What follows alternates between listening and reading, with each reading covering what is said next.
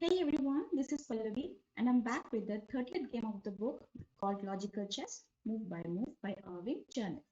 This game was played between Capablanca and Villegas in Buenos Aires in 1914. The opening played in this game was Queen's Gambit declined. Let's start. So it started with d4, controlling the center, making way for the c1 bishop, and the other pawn, and the d4 pawn stands protected by the white queen. Then black replied with d5, controlling the center and preventing white from playing e4 and dominate the center, the vital squares. Also making way for the c8 bishop. Then white played knight to f3, developing it towards the center and while supporting the d4 pawn and controlling the e5 square. Now black played knight to f6. Same as white, black too develops his knight towards the center and controlling the e4 square. White played e3. Not the most energetic procedure, but white need to be aggressive from the start.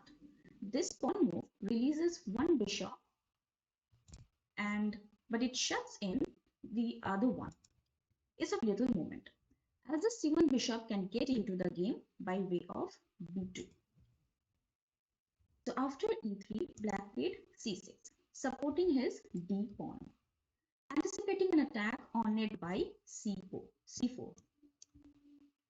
Another possibility was pushing onto c5 at once, with pawn striking at white center and opening the c file for the use of his own heavy pieces. But why play c6, moving a pawn unnecessarily in the opening? Why waste time defending when nothing is threatened? So after c6, now white played bishop to d3, developing and controlling two diagonals at once while making way for castling. After bishop d3, black played bishop to g4. As good as there is for the bishop, as f5 square is controlled by white's d3 bishop. White played c4. White strikes at the enemy center, prepares to open the c file, and for the convenience of his major pieces. It also opens up the possibility of moving queen to b3 and attack on black's b7 pawn. Now black played e6. e6 making way for the bishop to come out and also protecting the pawn on d5. Knight bd2. This method of developing the knight is preferable to placing it at c3, where it might interfere with the future operations of the queen or the rook on the c file. So after knight bd2, now black played knight bd7.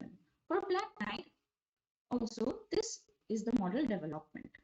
So it can make way for the rook and gain access on the c file. After knight bd7, now white played castle, king safety.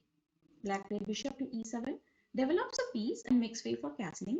A more spirited course was e5, attempting to have something to say about affairs in the center. So after bishop e7, now white played queen to c2. So white puts a stop to any such ideas. An advance by e5 now costs a pawn, as white's knight on f3 is no longer pinned. The queen's development at c2 is modest, but in the early stages of the game, the queen should rarely venture beyond the third or fourth rank. What is important, though, is to move the queen off the back rank and into active play. So after queen to c2, black played bishop to h5.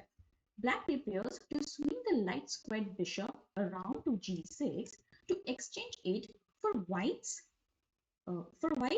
bishop, aggressive d3 bishop. So had he played castle instead of bishop to h5, then white can play knight to e5, attacking the bishop. Let's say black is playing bishop to h5 right now, then f4 gives white a powerfully centralized knight and excellent attacking prospects. And instead of bishop to h5, let's say black is playing knight takes e5, then d takes e5, attacking the knight on f6, knight b7, and bishop takes h7, check, gaining a pawn. So bishop h5, now white played b3, provides an outlet for the c1 bishop. After b3, black played bishop to g6. Black continues with the business of forcing an exchange of light square bishops. White played bishop to b2. From a distance, the dark squared bishop intensifies white's pressure on the important central square e5. With this square under control, it will be difficult for black to get in the free move e5. Black played bishop takes d3. There was no hurry about this exchange. Queen takes d3. After this recapture, white has all the play. He can choose from various plans. A break by e4 to open the lines of attack for his pieces. The establishment of an outpost at e5 by the knight. A hemming in process beginning with c5. So after queen takes d3, black played castle. Black finally transferred his king to safety. Rook a e1. White brings another piece into play. The rook's presence on the e-file will add power to the e-pawn's advance. Following the principle, do not initiate an attack until your development is complete. Now black played queen c7. Black mobilizes another piece hoping for some counterplay. For example, c5. The development of the queen also enables the rooks to establish communication with each other. White played e4, opening up lines of attack, which says theory will favor the player whose development is superior. Now white rejects playing c5 instead because of black's reply, which is e5, takes with the pawn, knight takes c5, attacking the queen. As soon as the queen moves to c2, black can move his knight away to d7, the f knight to d7. White has double pawn on the e file. So this will give a little bit of upper hand for black. So white rejected playing c5. Instead, white played e4. D takes e4. Otherwise, white would get to play e5 or e takes d5. In both moves, white has an edge. Now, white captured knight takes e4. Black captured knight takes e4. Black exchanges pieces to help free his crowded position. Rook takes e4, anticipating the natural response knight f6. Okay, so now black played bishop f6. So what happens if knight f6, to which white would reply rook h4. The plan is to then dislodge the black's knight, and which cuts the h7 pawn, which will be checkmated after queen takes h7. So this can be done by knight e5, then knight g4, and then knight takes f6 and checkmate on h7. To prevent the removal of this defending knight, rook h4, black would have to play g6 or h6 like this. And if black does this, black will have a broken pawn structure in front of the castled king. Okay, so after rook takes e4, black played bishop f6. This is preventing white from playing rook to h4. Now the bishop moves scope and puts pressure on the white's center. It is also threatening to play knight to c5. After bishop f6, white played queen e3. White puts an end to that little scheme. Okay, so after queen e3, black played c5. This looks attractive as black plans to capture the pawn on d4. White cannot avoid this capture as the default pawn is pinned.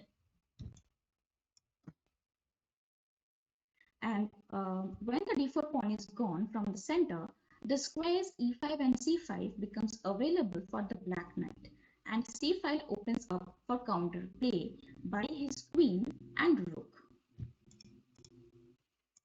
Yeah, these two files are going to get opened. Okay, so after c5, now white played knight to e5, a harmless move. The knight establishes an outpost.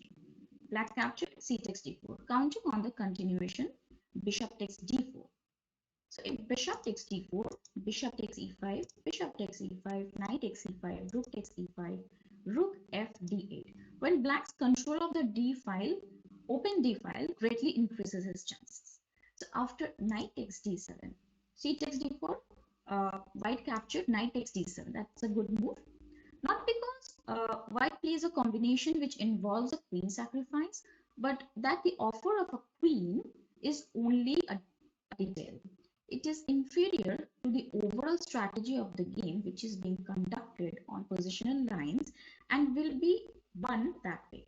Any combinations that arise will be incidental to the general plan, which is to create a passed pawn, move it up at every opportunity, and promote it to a queen. So after knight takes d7, black captured, queen takes d7. If he accepts the offer and plays d takes e3, that's a blunder. Why? Because of knight takes f6 check, king to h8, and then rook to h4, threatening checkmate at h7. So after rook h4, let's say black is playing h6, rook takes h6 check, g takes h6, knight d5 discover check, king g8, and knight takes on queen. With two pieces for a rook, white wins easily. And after d takes e3, knight takes f6 check. If black captures g takes f6, then rook g4 check, king h8, and bishop takes f6. It's a checkmate. Okay, so after knight takes d7, now black played queen takes d7. Now white played bishop takes d4. White regains the pawn and his pawn now attacks in two directions. Sorry, the bishop attacks in two directions, attacking the a7 pawn and threatening checkmate by bishop takes d4. Sorry, bishop takes f6, g takes f6, rook g4 check, king h8, queen h6, and threatening checkmate at g7. If rook g8, queen takes f6, rook g7, queen takes g7, and checkmate.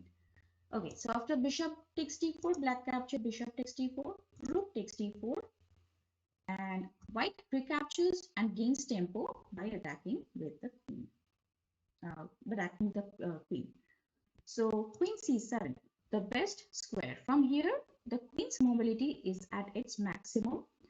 Rook fd1, doubling up rooks on the d file gives him full control of that file, and his pawn majority of 3 to 2 on the queen side offers the possibility of creating a passed pawn on the c file. Rook fd8, black must oppose rooks before white either establishes a rook on the 7th rank or triples on the file. A golden rule: place your rooks on 7th or 8th rank whenever possible. White played a good move, b4, and the queenside pawn starts rolling. But wait, did white just miss a chance to gain a pawn? Let's check it out. So if white had played rook takes d8 check, rook takes d8, rook takes d8 check, queen takes d8, and queen takes a7. It's a pawn, right? But no, queen d1, and it's a background checkmate.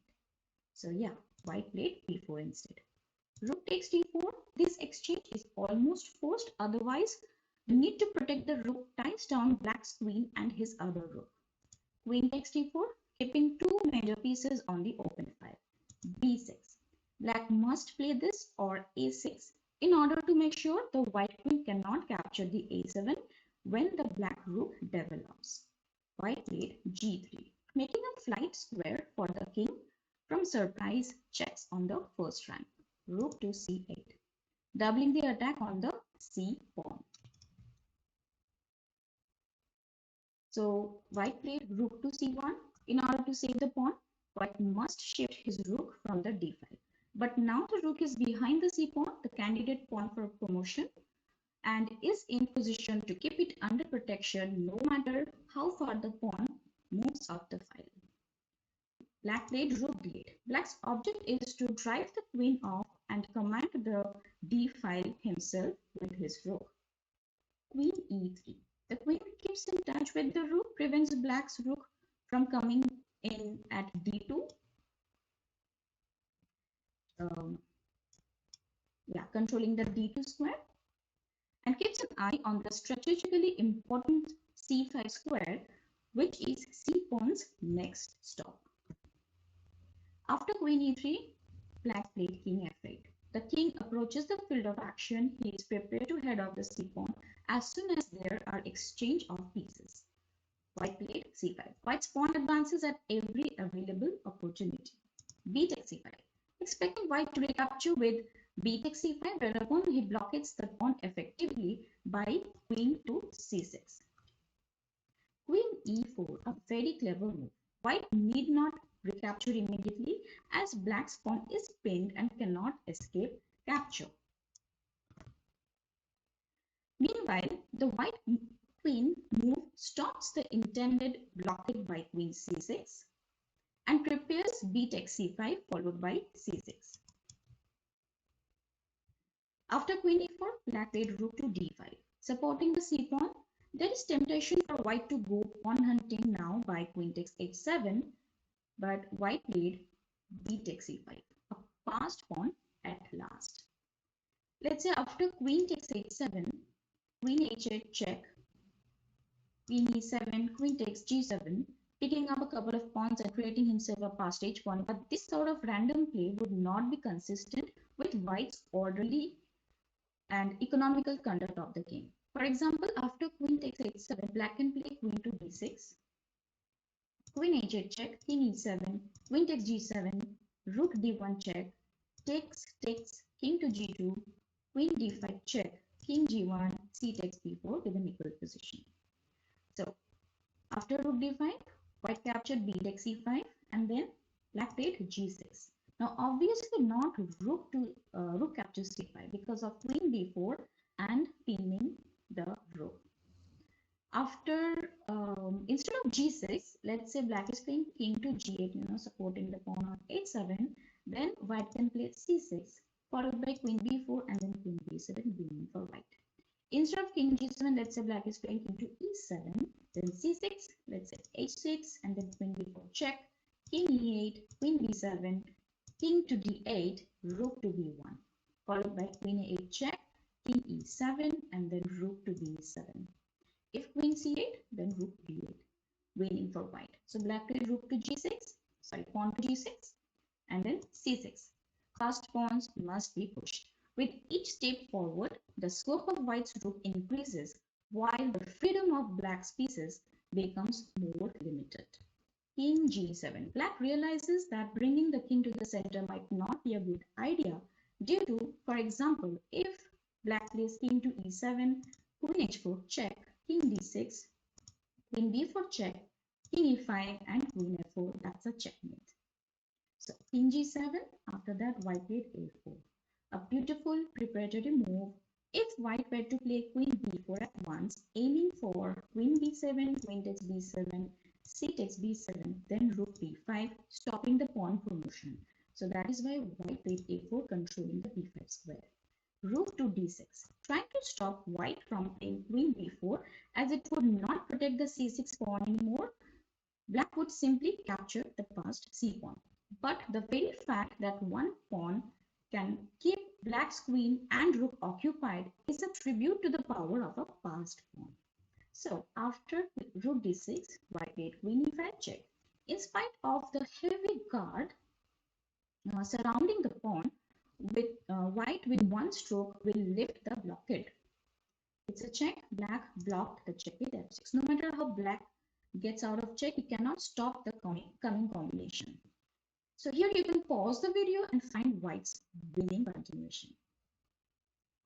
Okay, so here the winning combination is queen takes d6, destroying one of the cards.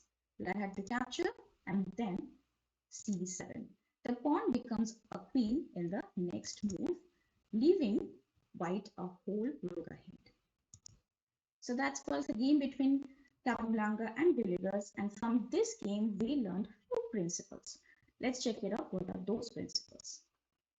So principles learned from this game is occupy the center with pawns, rapid piece development towards the center, put every single piece to work and move no piece twice until development is complete. Do not move too many pawns or a pawn unnecessarily in the opening. Develop bishops on open diagonals. Castle as early as possible. In the opening, the queen should stay within the third or fourth rank. It is critical to move the queen away from the back rank and engage in active play. When you have a bad bishop, try to exchange it with opponent's good bishop.